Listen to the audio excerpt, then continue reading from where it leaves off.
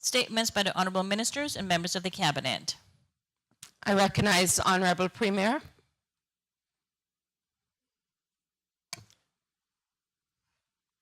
Thank you, Madam Speaker. Madam Speaker, I have the honor to be able to deliver the policy statement entitled Toward a Better Tomorrow, setting out the policies, programs, and projects of this administration for the year to come. Before I have the honor and privilege of highlighting some of the vast successes and accomplishments of our government and set the tone for the next fiscal year and beyond, Madam Speaker, I am moved to say that I believe we are at a juncture in our history when the following words from that great bard of Avon, William Shakespeare, ring true. There is a tide in the affairs of men which, taken at the flood, leads on to fortune. Omitted, all the voyage of their life is bound in shallows and in miseries. On such a full sea are we now afloat, and we must take the current when it serves, or lose our ventures. Madam Speaker, those words are from Shakespeare's Julius Caesar. And as I rise to deliver the government's policy statement for the 2015-2016 fiscal year, it strikes me that indeed we in this honorable House have a choice to make. We can remain unchanged and unchanging, and in so doing flounder in misery in the shallows, going nowhere. Or we can bravely take the flood tide and move forward. We on this side have made the choice to embrace the currents of change and progress. I believe that is evidenced in the work we have done in the past 2 years and will become even more obvious as I outline to this House and to the country in short order the direction this government is heading. But before I do so, I wish to thank the Governor for presenting the throne speech and for her wise counsel and invaluable support of the work of the government since she took office 21 months ago. I also thank the Minister of Finance and his team for their tireless efforts in preparing the 2015-2016 fiscal budget, which he will present shortly. That budget, Madam Speaker, is based on sound financial plans and strong economic growth, coupled with a frugal and sensible attitude towards spending and minding the public purse. It is a budget for economic growth, a budget for jobs, and a budget for prosperity. It is a budget that cuts the burden of taxes so as to benefit families and businesses while securing sound government finances and reducing debt. Like the 2 previous budgets this government has presented, it is a budget with no new revenue measures. In short, Madam Speaker, it is a budget that takes us toward the better tomorrow that this administration set out to achieve when we came to office 2 years ago. In 2 weeks, this government will mark the midterm of its service to these beloved isles, and I will bring our midterm report to this House where we will speak to our many accomplishments. However, on this occasion, let me pause, Madam Speaker, to reflect on the progress that has been made over the past 2 years. I will speak more about these issues later, but let's just take a look at the headlines. First, I want to touch on the recovery of Cayman's economy, an economy that is now stronger and more sustainable, with growth up to 2.1% this year and projections that it will continue to rise. An economy where business confidence has been restored and private sector investment is growing and set to grow further with major private initiatives such as the Kimpton Hotel, expansion of Camana Bay, and the redevelopment of the old Hyatt site. An economy where hundreds of private sector jobs are being created because of that increased confidence, and where overall unemployment has fallen from 6.3% in 2013 to 4.7% as of December last year. An economy with tourism numbers growing at record levels, with key stayover numbers up by an impressive 10.84% in calendar year 2014 over the numbers in 2013, and with cruise tourism up 16.98% for the same period. An economy, Madam Speaker, with growing diversity in the economic base, from health tourism, the maritime industry, and our own small business sector, reporting strong growth and confidence in Cayman's future. Secondly, we look to the restoration of stability to government finances. The Minister of Finance will address this at length, and when he does, he will speak to a budget that will bring us back into full compliance with the public management and finance law tests. It is a budget that continues government's firm control over expenditures and delivers strong revenues and surpluses. A budget that under this administration operates from a position of cash rather than overdraft, and one that has and will continue to reduce government debt. These things have not happened by chance, Madam Speaker. They are the direct result of this administration's sound planning and disciplined implementation of those plans. It is the determination of the Progressives-led government to deliver on the tough plans we set ourselves 2 years ago to bring government finances back under control. It is that same determination that is driving economic growth. But our approach has not been confined to the economy and government finances, Madam Speaker. This is a government that is willing to take the actions needed to achieve our broader ambitions for our islands and the welfare of our people. While previous administrations have talked, we have acted. Again, I will share some highlights. This government has taken steps to implement a national minimum wage, delivering not only on a key manifesto promise, but also addressing a vital plank for economic and social justice. We have reduced duties on some imported goods, including diesel used by Caribbean Utilities Company, lowering the electricity costs for businesses and families. Those reduced costs will remain whatever happens to the price of diesel in the future. Beginning in July, the civil service will receive a much-needed cost of living increase of 4%, which will not only provide the public sector some financial relief, but will also benefit local merchants and therefore the economy as the spending capacity of civil servants is increased. I wish to thank our employees within the civil service for once again not only meeting but exceeding the government's financial targets, and I implore them to keep up the good work in the new fiscal year. The past year's financial performance has only been possible through shared sacrifice, as many departments have had to cope with fewer resources to meet the same or increased demands for services. We have delivered on the commitment to move forward with electoral reform, looking to introduce one person, one vote, and single-member districts, key principles in accountable and democratic government.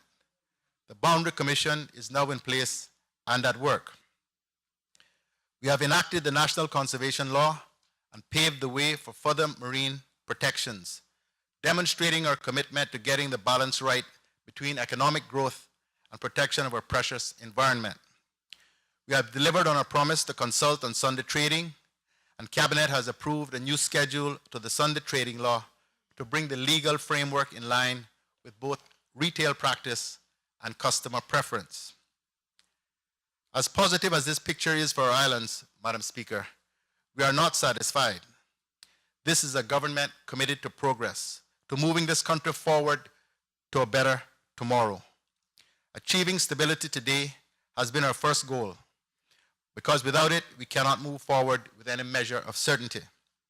Having achieved that goal, we can now turn our attention from regaining stability to energizing this country in the drive for prosperity. With that in mind, Madam Speaker, I want to highlight some of the plans already in place for the coming years. We are delivering key infrastructure improvements with the airport redevelopment and new cruise berthing facilities that will support current and future business and economic development. We are creating a new maritime park in partnership with Cayman Enterprise City to further grow our maritime sector. We are supporting the continued development of Health City, which has now achieved full accreditation as a Joint Commission International Certified Hospital.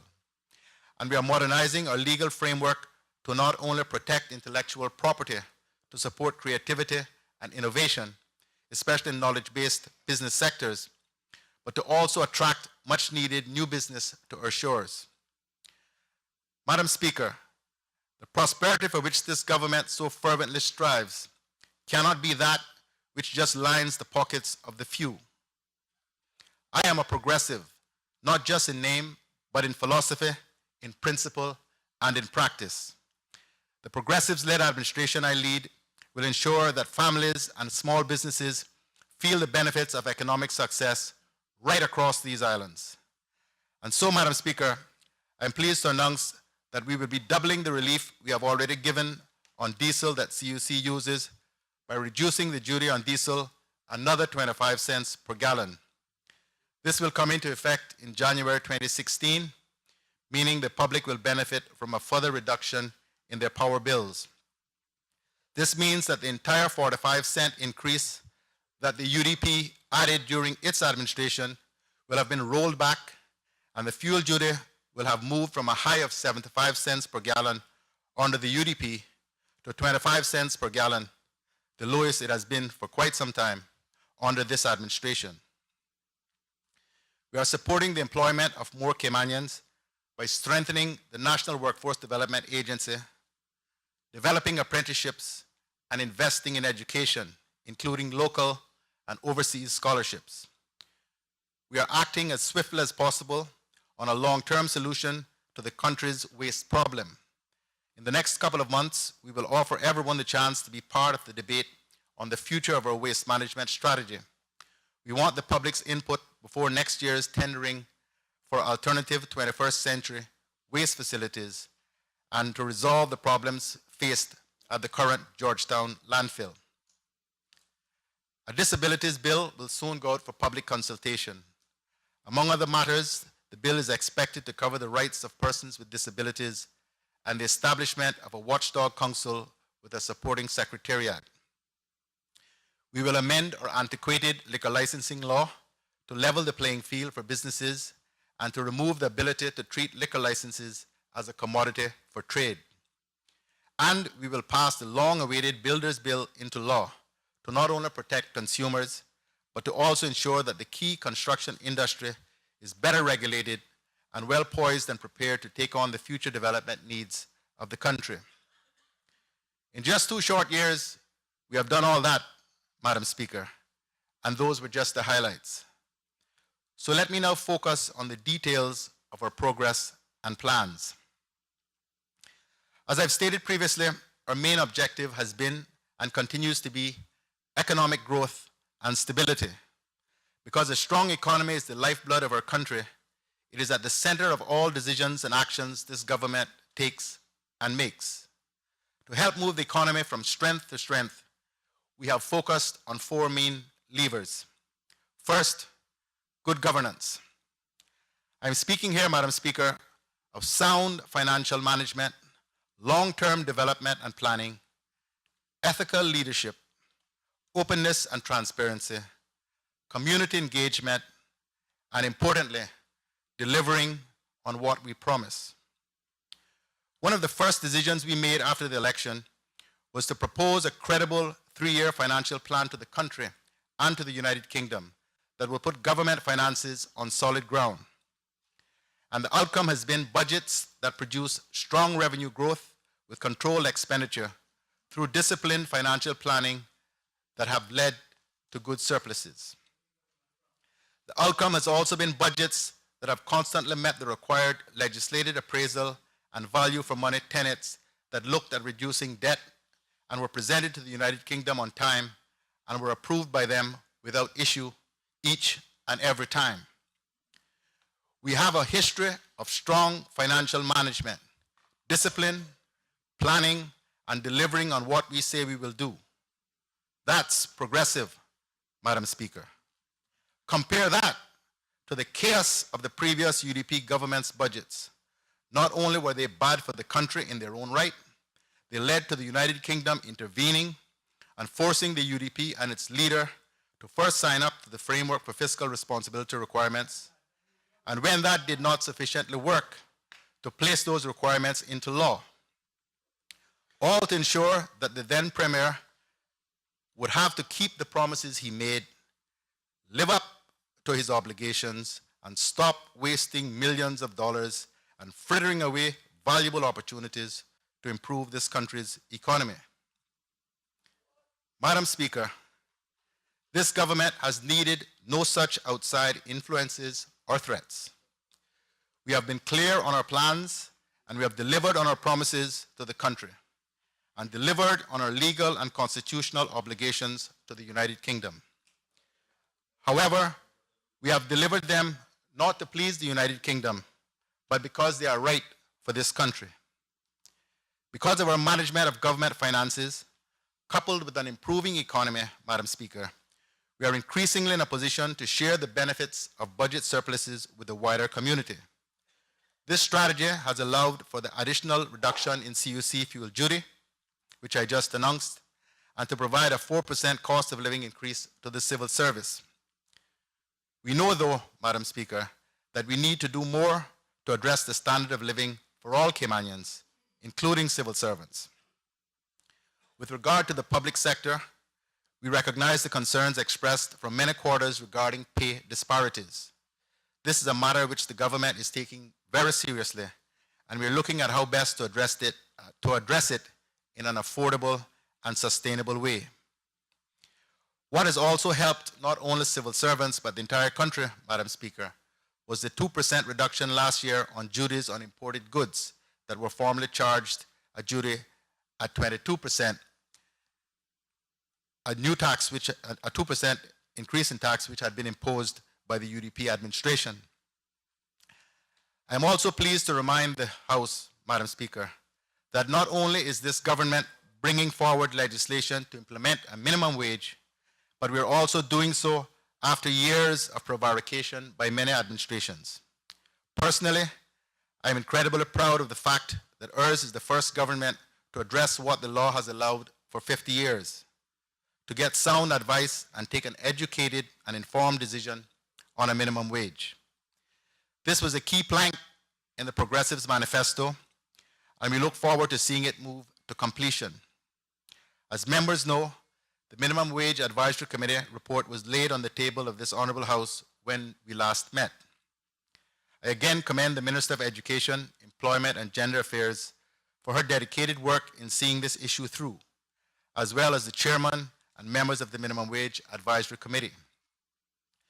Therefore, Madam Speaker, I'm pleased to advise that Caucus and Cabinet have accepted the recommendations of the Advisory Committee, including those recommendations regarding the introductory rates for the minimum wage. We anticipate implementing a minimum wage with effect from the 1st of March 2016. Madam Speaker, the time in the interim will be used to not only prepare and educate the public, but also to make the necessary legislative and other changes that will be required. The Minister of Employment, I am sure, will speak more to this during her contribution to the debate. Madam Speaker, good governance also means providing a responsive service to the people of the country. It means a public service that gets the basics right. It means value for money and a focus on the customer.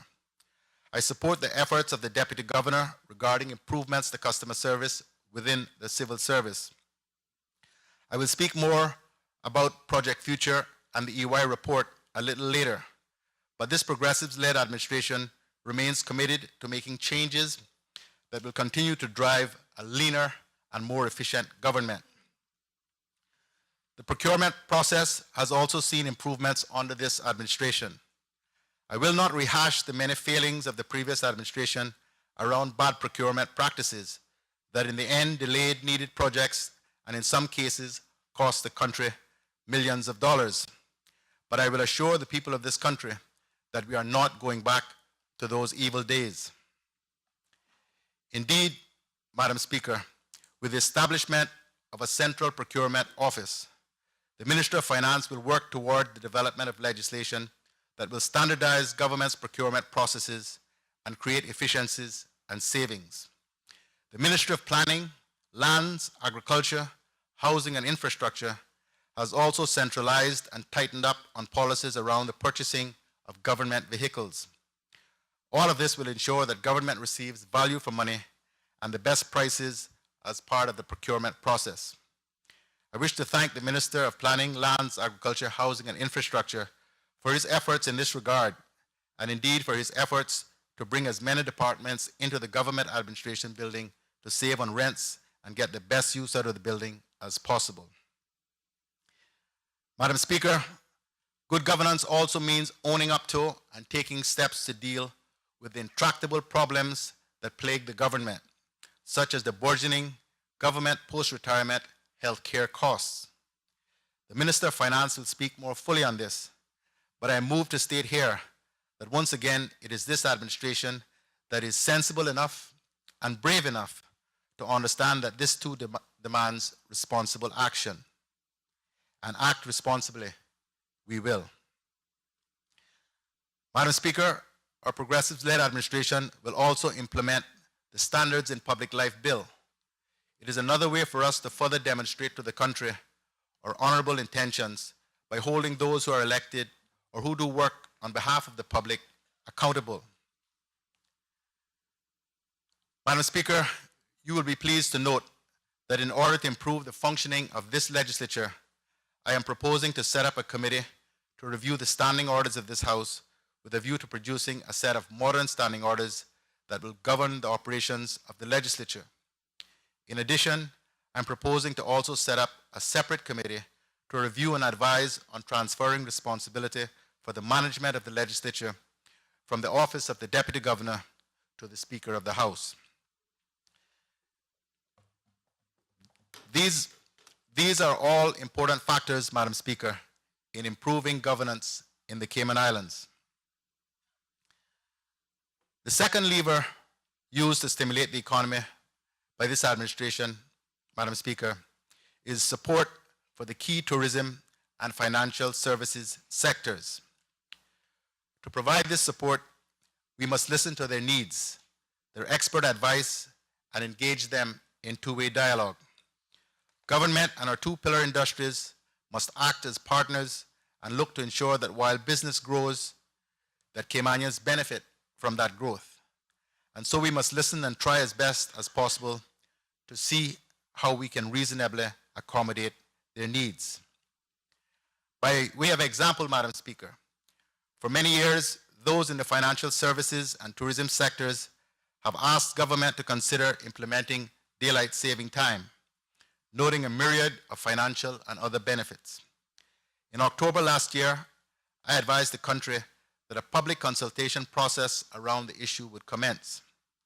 In late 2014, a public survey was undertaken by the Minister of Financial Services, Commerce and Environment that concluded that the majority of people responding were in favor of implementing daylight saving time and believed the benefit would outweigh any inconveniences.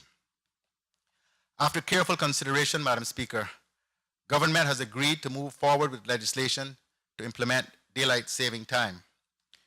We believe, as does the business community and those who support its implementation, that the benefits are clear.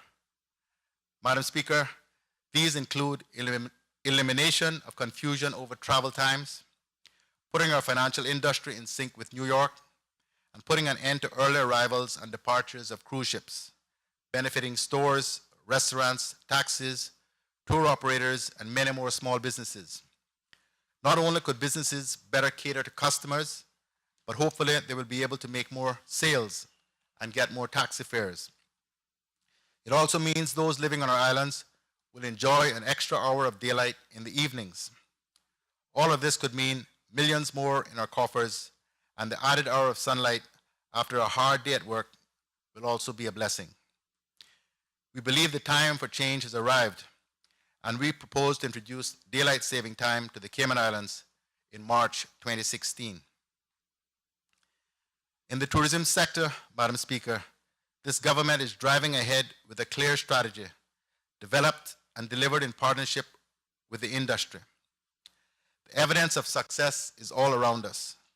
We are growing our visitor arrival numbers to record levels, as I have said previously. We are working with the private sector to increase our room stock and are maintaining good relationships with cruise lines and airline partners to ensure that routes into Cayman by sea or air are maintained and improved where possible and needed. Cayman remains a very attractive visitor destination where natural beauty combines with a great visitor experience, bolstered by a relatively low crime rate. Our future support for the tourism sector will see us working with various agencies to ensure that our tourism-related workforce is prepared to meet the demands of our visitors and that the workforce is inclusive of Caymanians. This is a two-way street, with the tourism sector being willing to hire and train Caymanians and Caymanians being prepared to enter the industry and work. In addition, Madam Speaker, I'm sure members are familiar with the improvements made to the Charles Colonel International Airport in Cayman Brac and the ongoing improvements to the Owen Roberts International Airport on Grand Cayman. The Northeast region of the United States continues to be our largest key market for visitors, and our efforts to see growth from this market will continue. The Deputy Premier is known for his passion for everything tourism, and it is this enthusiasm, coupled with his can-do attitude, business savvy, and hands-on approach that helps ensure the success of our tourism strategy. As for our financial services industry, Madam Speaker, this government is committed to the process of keeping our legislative and regulatory framework relevant and up to date so as to enhance our competitive position and create new opportunities for Cayman. In the coming fiscal year, we will introduce a raft of legislation that will bode well for those doing and interested in doing business in the Cayman Islands. For more than 15 years, successive governments have attempted to modernize Cayman's legislation regulating the practice of law in these islands. Despite these efforts, however, the legal profession is still operating under the provisions of the 1969 Legal Practitioners Law, which was passed at a time when there were fewer than 30 lawyers in the Cayman Islands, and the financial services industry as we know it was in its infancy. There are now 627 attorneys licensed to practice in these islands, and 56 law firms, with a further 14 that are dedicated solely to financial services. Many of these firms have international offices with lawyers practicing Cayman law in places such as London, Hong Kong, and Dubai. The present legal practitioners law is woefully inadequate to address the sophistication of the profession and the business it conducts in the Cayman Islands and internationally. And so after consultation with both the Caymanian Bar Association and the Cayman Islands Law Society, the government is proceeding to have drafted a new legal practitioners law that will address in a comprehensive way the regulation of the legal profession in the Cayman Islands, as well as lawyers and firms that practice Cayman law in other jurisdictions. Madam Speaker, the government is deeply conscious of the long-standing and justifiable concerns of Caymanian article clerks and lawyers about their prospects for training and career advancement in Cayman law firms. The government will therefore ensure that concomitant with a new legal practitioners law will be legislative provisions based on the International Bar Association best practice guidelines with respect to recruitment and retention, training and development, remuneration and benefits, and career development, to which all law firms will be required to subscribe. The government will continue its discussions with both law associations as we progress the new legislation, and we hope to bring a new legal practitioners bill to the House before the end of the 2015-2016 fiscal year. We'll also bring new limited liability company legislation, as well as amendments to the current limited liability partnership legislation. Amendments will also be made to the trust legislation to address certain anomalies from the original legislation which have developed over time. We will repeal and replace the Public Accountants Law to introduce a modernized system for the regulation of public accountants and make amendments to the Auditor's Oversight Authority Law. Amendments will also be made to the Companies Law, the regulations under the Insurance Law, and we will implement enhancements to Cayman's framework for monitoring and enforcement of ownership information as detailed in the consultation report on maintenance of legal and beneficial ownership information. I wish to commend the Minister of Financial Services, Commerce and Environment for not only his hard work, as evidenced by the number of legislative items in train, but also for his able stewardship of all the varied aspects of financial services. Madam Speaker, our third main lever to help move the economy from strength to strength is infrastructure development. We have many projects in the works to not only improve, but also diversify the economy. Many of those are projects that we have already begun or that are close to fruition, including improvements to the Owen Roberts International Airport, the cruise berthing facility, a solid waste management system, and ongoing and planned roadworks, some of which form part of the revitalization of Georgetown project. All of us who travel through the Owen Roberts International Airport can appreciate the temporary measures that have been taken to relieve overcrowding, but there is more to come. As has been said before, construction on the new $55 million terminal expansion project will commence in this next fiscal year. We also plan to complete runway strengthening to accommodate the British Airways Boeing 777, which will commence service to Cayman in March 2017. A new car park payment system is also on the way. As for cruise berthing, in this upcoming fiscal year, detailed design development will be conducted, including a physical model investigation, a landside master plan, development of a base design, and the preparation of tender documents. Improvements to our largest airport and the final realization of a cruise berthing facility are musts if we are to continue to offer a sterling tourism product to both cruise and stayover visitors, as well as keep up with the ability to cater to an increasing number of visitors as Health City grows and new hotels and large-scale developments come online. Madam Speaker, this government will also deliver new integrated solid waste management facilities that will support the significant reduction in landfill requirements in the decades ahead by using recycling and composting.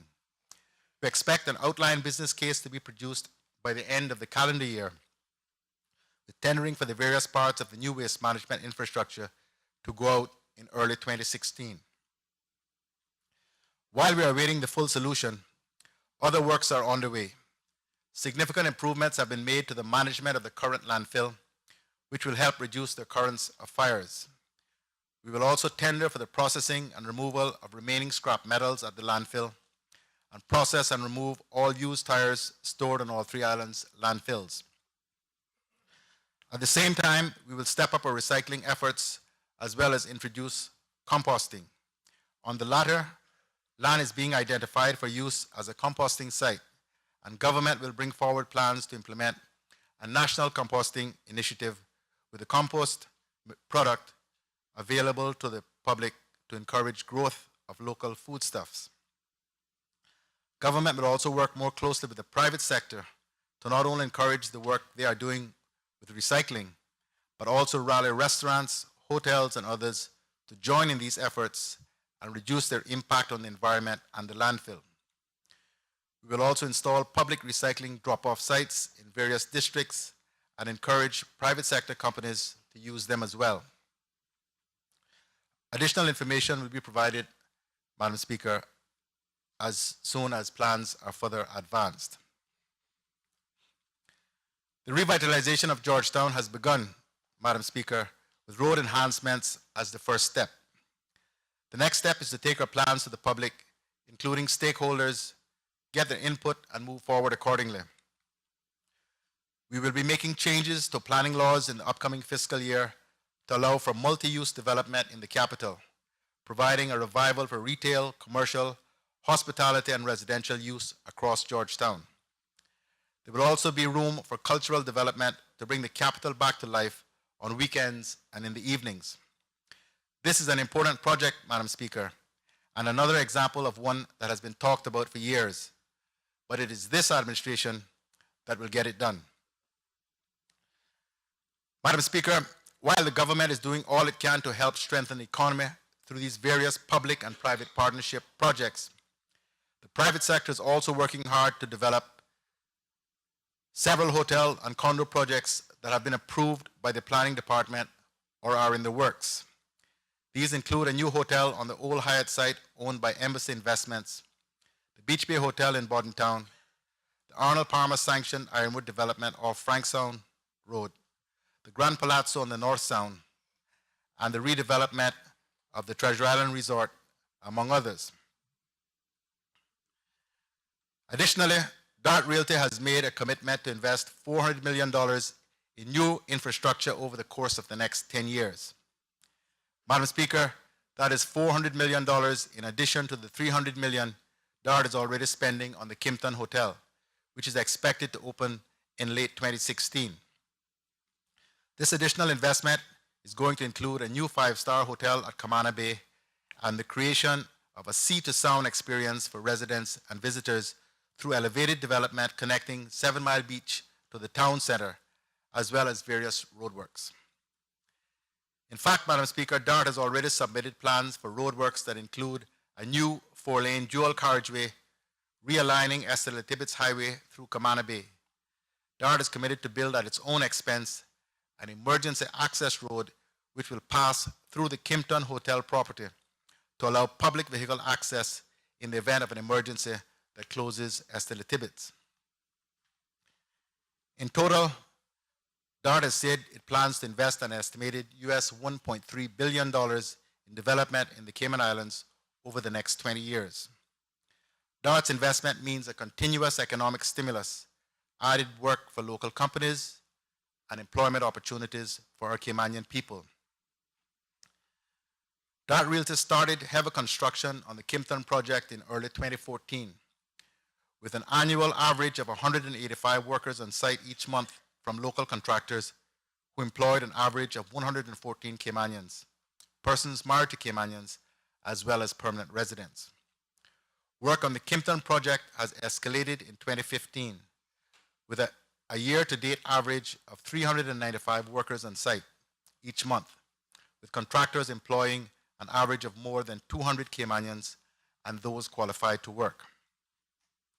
In addition, DART Realty is nearing completion of 18 Forum Lane, its newest commercial building in Camana Bay. Contractors on that project employed an average of more than 80 Caymanians, persons married to Caymanians or permanent residents each month in 2014, and an average of more than 60 so far this year. Madam Speaker, another private sector investment that is helping to grow Cayman's economy is Health City Cayman Islands in East End, which opened its doors last year. It is now a Joint Commission International Certified hospital, making it one of only 2 in the entire Caribbean. This will enable Health City to attract more patients from the United States and allow it to move forward more earnestly with its medical tourism plans, which will benefit both the hospital and the Cayman Islands. Health City reports that since opening its doors, the hospital has seen more than 4,000 patients and done more than 330 procedures. There are 15 international contracts in place for patient referrals, and it is one of the most ecologically friendly hospitals in the region. The hospital has 152 employees, of which 50 are Caymanian. The student internship program is also said to be going well, with 160 students having gone through the system. The summer intern college program has been filled, and 24 students, most of whom are medical students, are expected. In a very short time, Madam Speaker, Health City is not only being viewed as a medical tourism facility, but a first-class tertiary care hospital that enables Caymanians to get critical medical care that was previously only available by traveling overseas. Madam Speaker, a fourth and final lever to help move the economy is to encourage a positive business environment through developing new business sectors, supporting entrepreneurship, and the creation and growth of small and medium-sized enterprises. This administration believes in engaging businesses in meaningful dialogue over issues of common concern, such as a shared approach to the development of the workforce, ensuring Caymanians find not only jobs, but further opportunities for advancement as well. This administration will continue to assist small and medium businesses through the necessary legislative support, small business incentives, and other types of administrative help. In the next fiscal year, we will develop the legislative framework to tackle anti-competitive practices.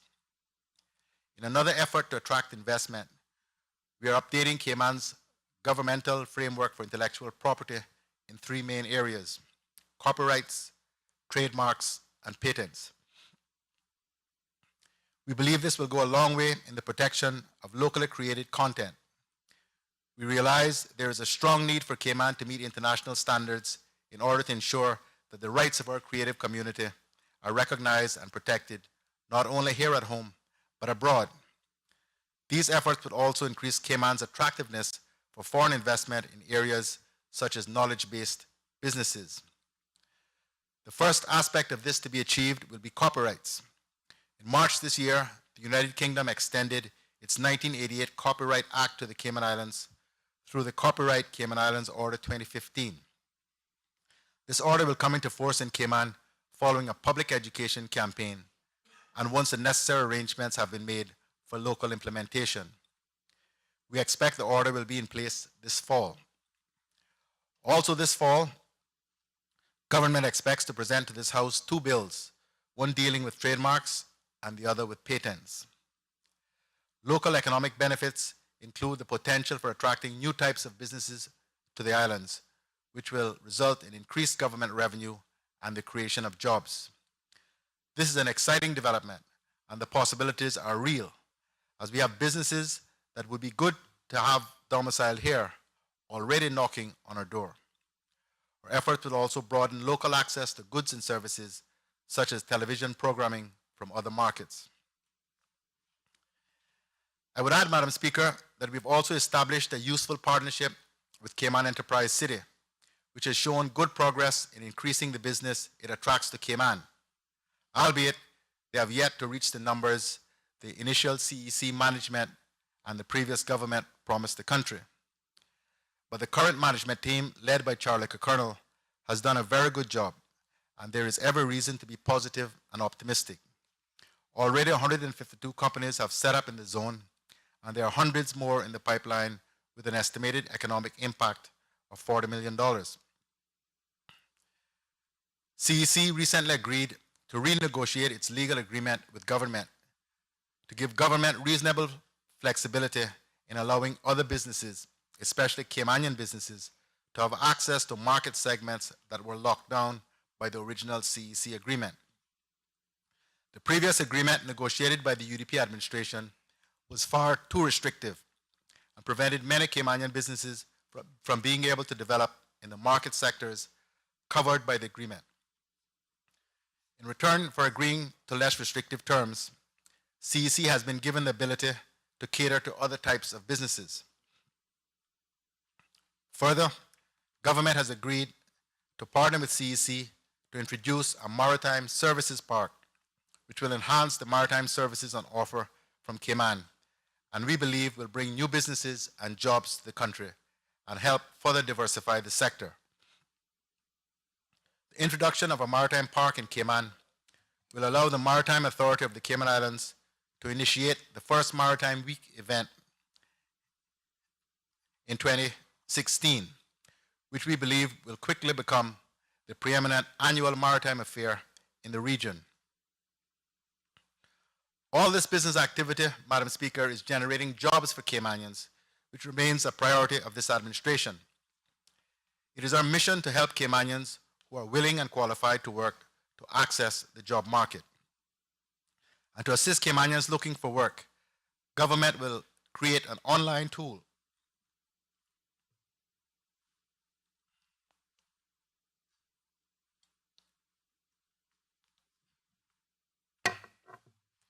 Pardon me, Madam Speaker.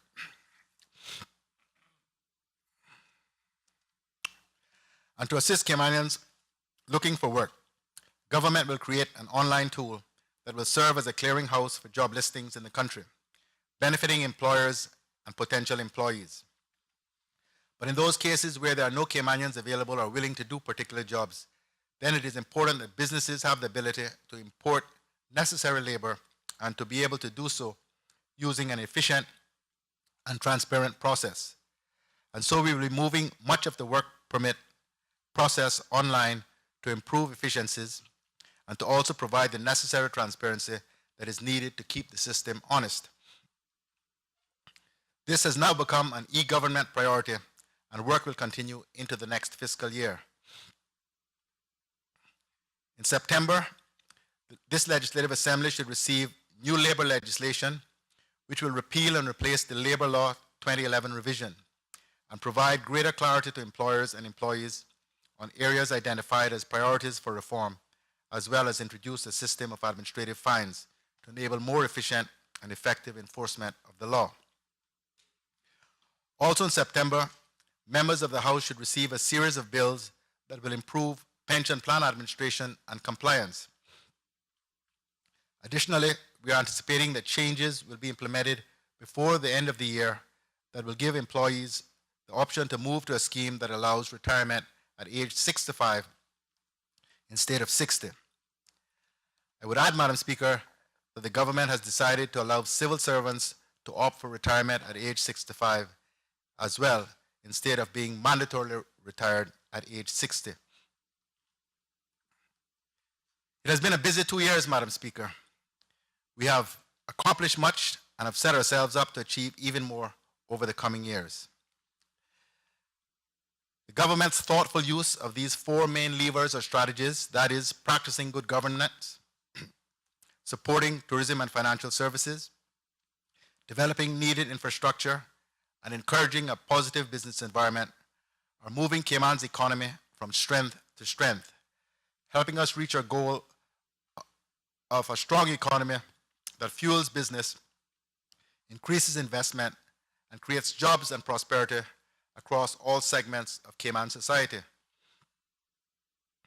Our collective economic success, government and the private sector working together, creates the platform for the future success and well-being of our people.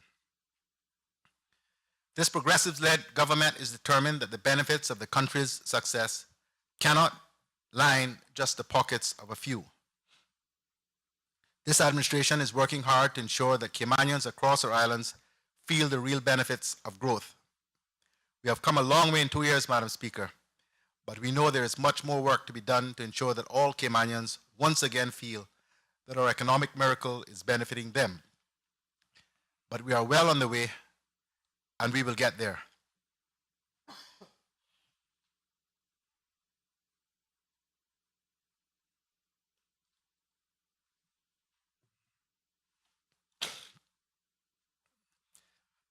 Now that we are achieving our initial goals of economic growth and financial stability and creating operational surpluses, we can do more to drive forward with our ambitious plans for the future, a future of prosperity from which all Caymanians benefit. Our ambitions include the expansion of local employment through partnerships with businesses, employment programs, education, and training. Better education through improved schools, community support, technical and vocational training, and various avenues to help our people find work. A better standard of living through reduced taxes, a lower cost of living, low inflation, and the aforementioned minimum wage.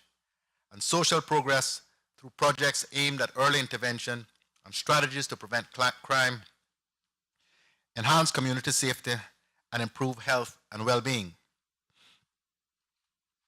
This administration has also recognized that economic growth needs to go alongside the protection of our precious environment through an improved waste management system, a legislative framework for conservation and protection, and balancing the important protection of our environment with much needed development.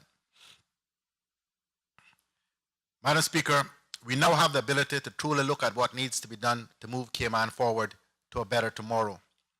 We have demonstrated over the last 2 years what can be achieved if we plan properly and act positively.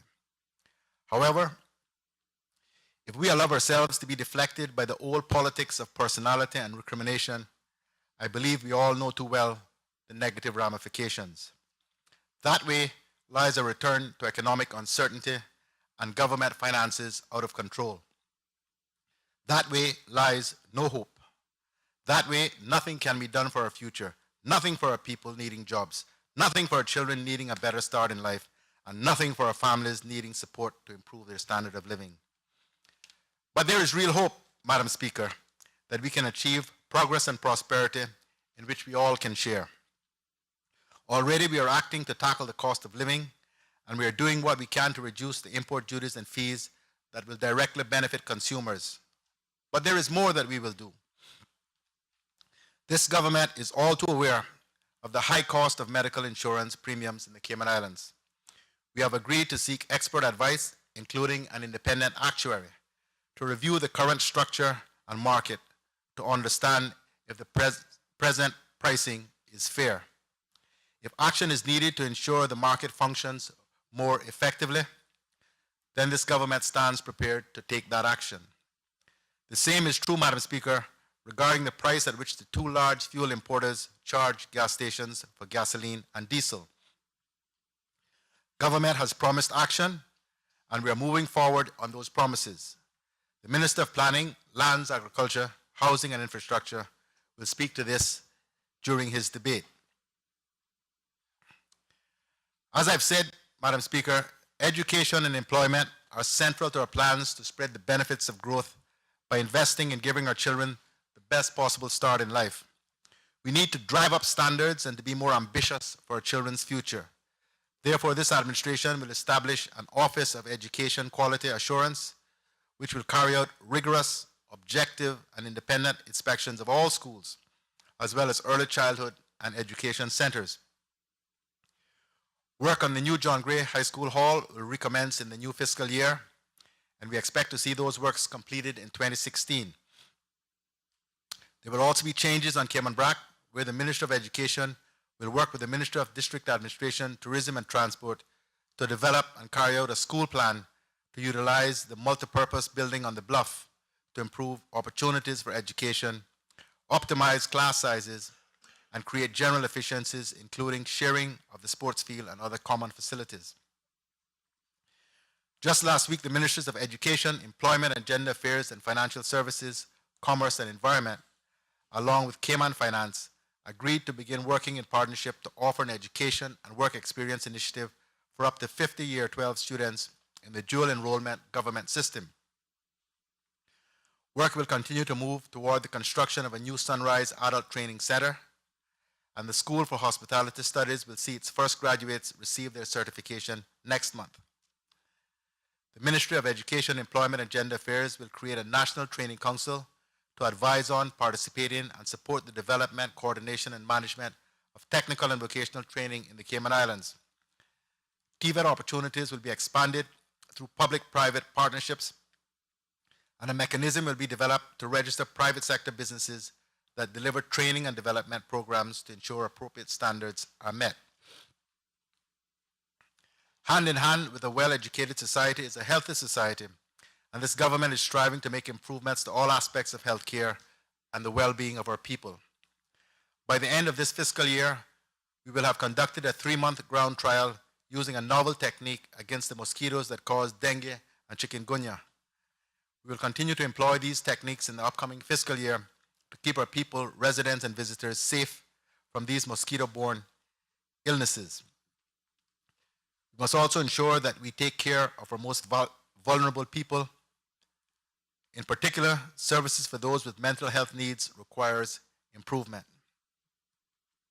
A steering committee formed last year has developed a strategic outline case for a new long-term residential mental health facility, which was released to the public this month. In the coming year, government will move these plans forward. Madam Speaker, we believe that a healthy society must be an active society, so it is only fitting that the realignment of services under the umbrella of the newly formed Ministry of Community Affairs, Youth and Sports is well underway, and that as new synergies are created between these units, we anticipate that better services will be provided to strengthen our communities and empower our people. The Ministry will continue to work with the Strategic Sports Advisory Group to improve school sport throughout the Cayman Islands, with particular emphasis on the physical education curriculum, interscholastic sports, and after-school programs.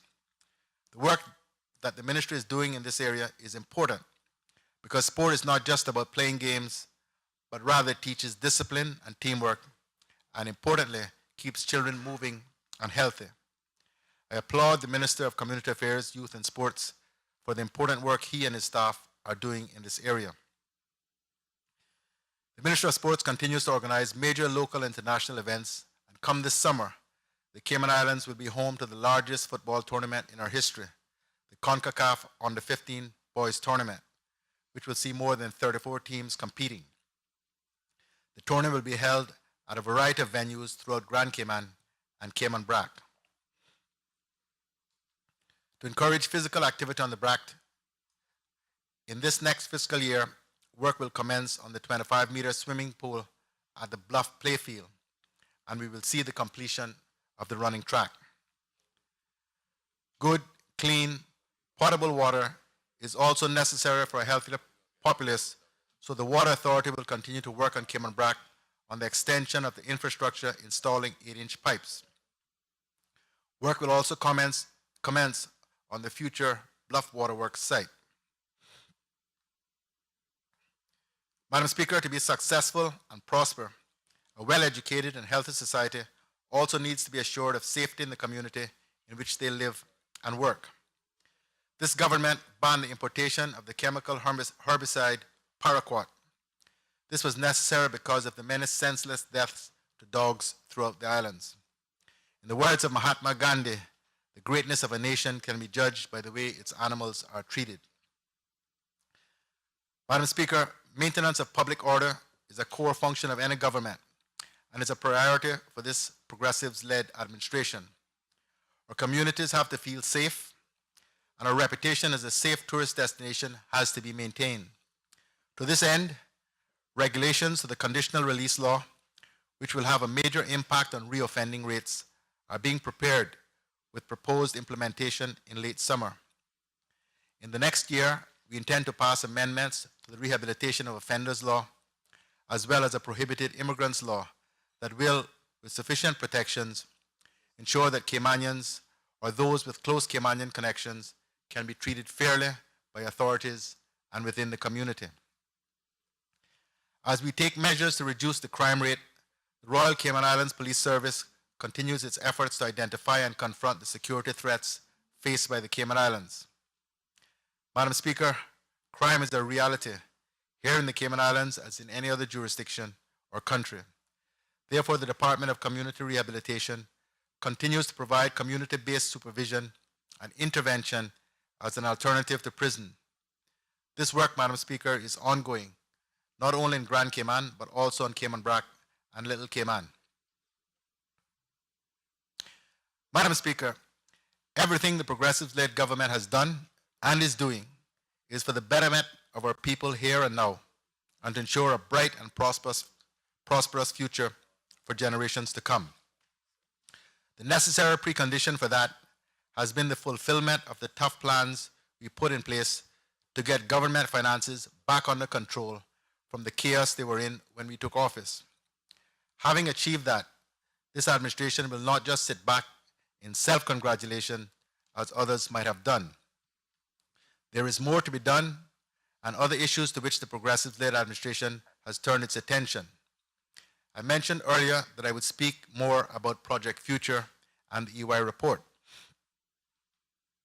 We are committed to a program of sensible and pragmatic government reform that will improve the efficiency and effectiveness of public services. Our agenda for change will be set by the government's priorities, and we will use the EY report as a reference as we develop our own program. We are now working to bring forward the right projects to deliver real and lasting improvement on these issues that we believe are priorities and which help us to achieve the outcomes we desire. I've recently highlighted progress on 6 key projects, and more are in the pipeline. Madam Speaker, the previous administration failed to maintain the financial and political stability that this country needs in order to thrive. Sadly, no government is privy to a money tree. Instead, as we have demonstrated, we are good stewards of government's coffers, disciplined in our approach to public expenditure. While we realize that we just can't afford to do everything that everyone wants done, we have identified the priorities that are right for these islands, and we are putting in place the plans needed to achieve them. As I said earlier, we are at the midpoint of this elected term. But I assure you, Madam Speaker, this government isn't just looking at 2 years down the road and an upcoming election. our goal extends much further than just completing an elected term. We are ambitious for the future of these islands and for the future of all Caymanians. We have put in place the platform from which to achieve our ambitions through the successful implementation of our plans, set 2 years ago, to achieve our twin goals of strong economic growth and sound public finances. Just as those achievements provide the bedrock for our future plans, so our achievement of them proves the Progressives-led government has the credibility to achieve our ambitions in the future. Some politicians opposite, particularly the leader of the opposition, appear more comfortable being stuck in and living in the past, fighting the same wearisome old battles of yesterday. That attitude and approach achieves absolutely nothing for the people of Cayman.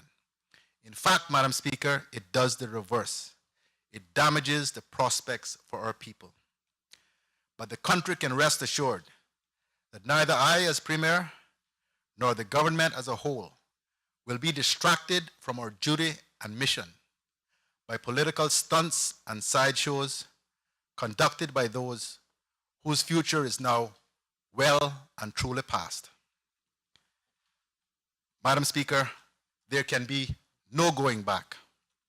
No going back to the days of personality politics and a government focused on self-aggrandizement and political survival.